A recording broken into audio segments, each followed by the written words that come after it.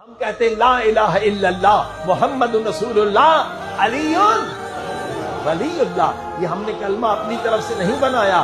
سورہ مائدہ نے کہا انما ولیکم اللہ، اللہ کی ولایت کا اعلان کرو. شیعہ روافض نے نہ صرف اللہ اور اس کے رسول اور صحابہ اور انبیاء اکرام اور فرشتوں کی شان میں بدترین گستاخیاں کی ہیں، بلکہ انہوں نے اسلام کی بنیادوں کو ہی بدل کے رکھ دیا ہے.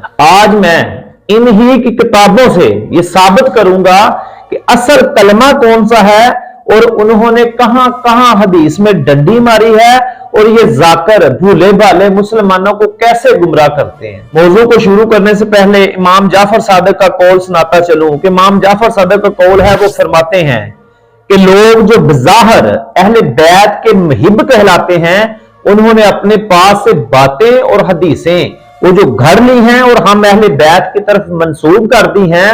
جو کوئی بات بھی جو ہم اہل بیت کی طرف منسوب کر کے تم سے کہی جائے یا تم سنو، اور اگر وہ بات قرآن و سنت کے خلاف پاؤ نا تو اس کی کھلم کھلا مخالفت کر دو، اسے ہرگز قبول نہ کرو.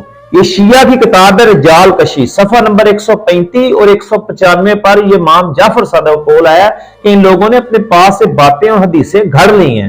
امام جعفر صادق کے اس قول سے پتہ چلتا ہے کہ شیعہ جھوٹے ہیں.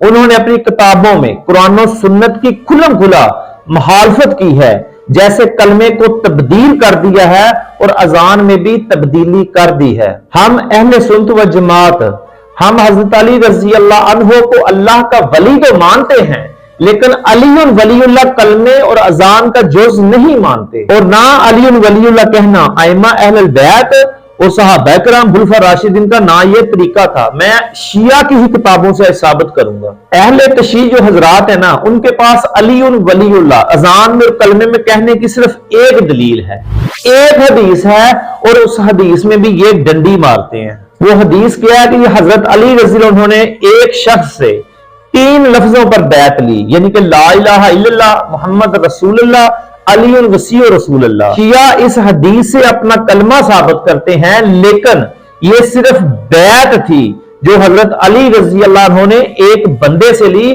بیعت لینا اور ہوتا ہے اور کلمہ اور ہوتا ہے. اس بات کی تصدیق کرنے کے لیے آپ دیکھیں بخاری حصہ اول صفحہ نمبر 30 پہ. اب میں شیعہ کی کتب سے ائمہ اہل بیت کے حوالہ جات دوں گا، اور رسول اللہ صلی اللہ علیہ وسلم کے نزدیک کلمہ کون سا تھا، ائمہ اہل بیت کے نزدیک کلمہ کون سا تھا، اور صحابہ خلفاء راشدین کے نزدیک کلمہ کون سا تھا. میں اپنی کتابوں کے حوالوں کے بعد لگا سکتا ہوں، لیکن میں شیعہ کی ہی کتابوں کے آج حوالے دوں گا. مناقب ابن شورہ میں روایت ہے کہ موسیٰ بن جعفر سے مروی ہے کہ امام تقی کی جب ولادت ہوئی تو امام رضا نے مجھے بلایا. پاس چراغ جل رہا تھا، اچانک چراغ گل ہوا اور امام تقی کی ولادت ہوئی اور کمرے میں روشنی پھیل گئی. مجھے حکم ہوا کہ بچے کے پاس بیٹھوں.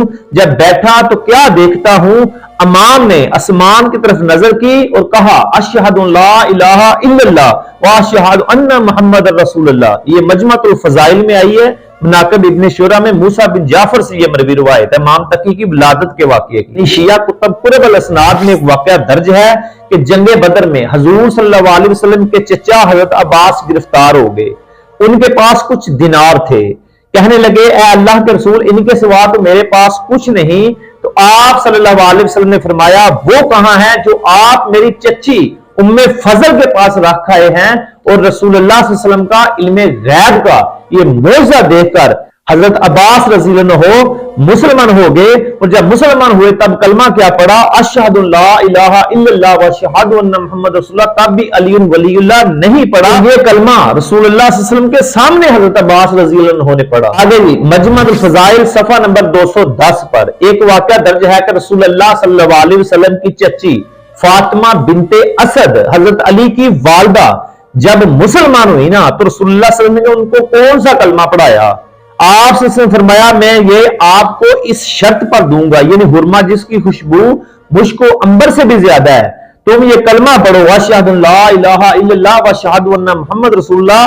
یہ رسول اللہ نے حضرت علی رضی اللہ عنہ کی والدہ کو کلمہ پڑھایا، تب بھی علی ولی اللہ نہیں پڑھایا. آگے کی کتاب الاحتجاج ہے علامہ طبرسی کی، اور یاد رکھیں یہ بھی شیعہ عالم ہے. اس نے اپنی کتاب میں یہ واقعہ درج کیا ہے کہ حضور صلی اللہ علیہ وسلم نے جب یہودیوں کو کلمہ پڑھایا نا، تو یہ کلمہ پڑھایا اشہد لا الہ الا اللہ واشہد ان محمد رسول اللہ، یہ یہودی کہنے لگے یہ کلمہ تو ہم تورات میں بھی سن چکے ہیں اور پڑھ چکے ہیں، تب بھی علی ولی اللہ نہیں پڑھایا گیا۔ آگے جی کتاب 14 ستارے، نجم الحسن قراروی، یہ بھی ایک شیعہ عالم ہے، وہ لکھتا ہے کہ نبی صلی اللہ علیہ وآلہ وسلم نے کہ تم میں سے کوئی 4 حسرتوں سے غافل نہ ہو، یعنی کہ جو اللہ کو راضی کرنے والی ہیں یہ 4 حسرتیں، ایک ان میں سے حسرت یہ ہے کہ اشہد لا الہ الا اللہ واشہد ان محمد رسول اللہ کی، یعنی کہ گواہی دینا، یہ فروع کافی یہ ان باتوں میں سے ہے، یعنی یہ ان باتوں میں سے ایک بات ہے جو اللہ کو راضی کرنے والی ہے، تب بھی یعنی علی ولی اللہ کا ذکر نہیں کیا۔ ایک اور کتاب ہے شافی شیعہ کتب، اس میں بھی یہ لکھا ہے کہ علی ولی اللہ کلمے کا جز، کلمے کا حصہ نہیں ہے۔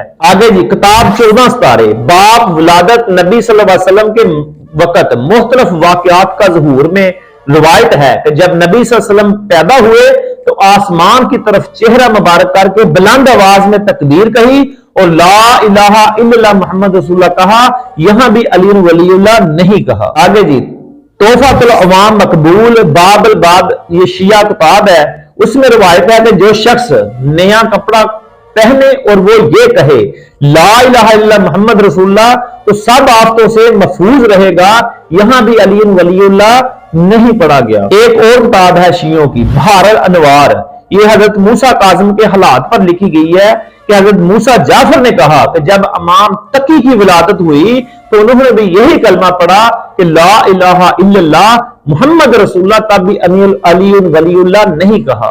آگے جی بحر الانوار میں روایت ہے کہ حضرت امام حسین فرماتے ہیں کہ اے ابو سفیان پہلے لا الہ الا اللہ محمد رسول اللہ کہو تاکہ میں تمہارا شفیع بن سکوں۔ امام نے ان کی داڑھی اور منہ پر ہاتھ رکھ کر یہ کلمہ کہا، تب بھی علی ولی اللہ نہیں کہا۔